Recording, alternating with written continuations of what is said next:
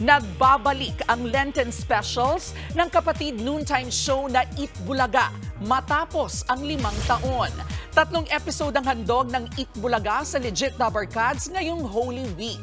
Kabilang po dyan ang Selda ng Kahapon, Love Thy Neighbor at Para Di Makalimot. Bibida po rito sina Tito Vic at Joey kasama ang ating mga Legit na Barkads. Sigurado raw na mag-iiwan ito ng aral at aantig sa puso ng mga manonood. Ipapalabas ang mga ito simula March 25 hanggang March 27. Mga kapatid, ito po ang inyong K-Alaman Queen, Kalad Karen.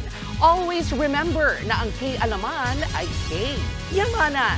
Kaya para sa latest showbiz news at dagdag impormasyon, mag-follow at mag-subscribe sa social media pages ng News 5. Okay?